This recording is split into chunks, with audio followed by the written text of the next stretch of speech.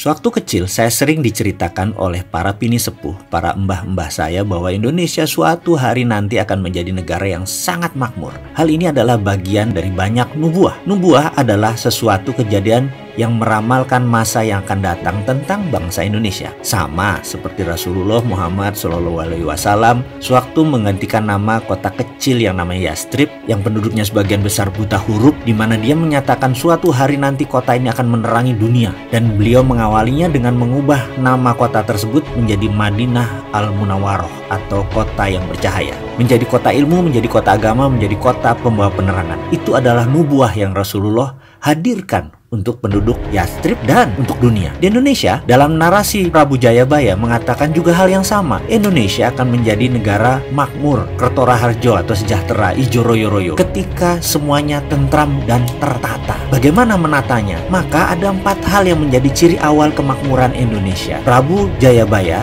menyatakan, 1. Yen wis ono kreto tompo jaran, atau kelak jika ada kereta tanpa kuda atau motor atau mobil, tentunya harus buatan Indonesia 100%. Kemudian nomor 2, tanah Jawa kalungan wesi atau pulau Jawa berkalung besi, artinya tersambung semua rel kereta api dan jalan raya secara keseluruhan, dan tentunya sekali lagi semuanya harus merupakan karya anak bangsa. Kemudian kali hilang kedunge, sungai kehilangan lubuk, artinya semua jadi waduk di mana-mana untuk pengairan dan tenaga listrik. Terakhir, pasar hilang kumandang, artinya pasar hilang suaranya. Ini semua karena menjadi digital. 3 dari 4 hal itu sudah mendekati kejadian, dan terakhir kata-kata pasar hilang suaranya itu pasar apa? Pasar basah kah yang hilang? Pasar tradisional kah yang hilang? Rasanya tidak bisa dalam waktu singkat menghilangkan pasar tradisional. Namun ada pasar yang tidak banyak, hanya perlu 1 saja hadir bisa mengagregasi semua pasar. Apa itu? Yaitu pasar equity atau pasar modal.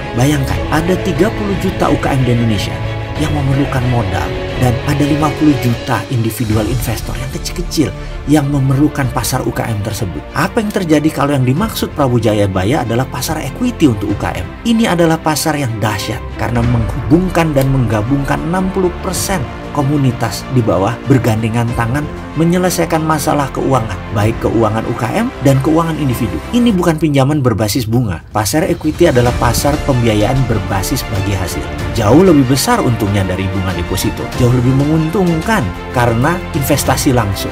Dari 30 juta UKM, 10% layak dibiayai, alias ada 3 juta bidang usaha yang sangat layak dibiayai. Jadi, kalau ada aplikasi digital equity crowdfunding atau platform urun dana, maka ramalan Jayabaya tadi akan terbukti. Indonesia akan makmur. Untuk itu, dengan segala kerendahan hati, kami dari Santara mengucapkan selamat bergabung ke dalam gerakan ekonomi bersama, gerakan ekonomi berjamaah, gerakan ekonomi urun dana, di mana saat ini Santara telah resmi mendapat izin dari OJK sebagai satu-satunya perusahaan penyelenggara equity crowdfunding di Indonesia, satu-satunya platform urun dana berizin resmi. Terima kasih atas segala dukungan dan kepercayaan sahabat semua. Terima kasih kepada regulator, terima kasih kepada OJK, dan sekali lagi selamat buat Anda semua. Bersama ini kami umumkan Sabda Agung Serat Kemakmuran bahwa Santara siap melayani sahabat semua mulai hari ini. Santara, equity crowdfunding pertama berlisensi OJK. Saya secara pribadi dan kami semua mengajak Anda untuk ikut bersama-sama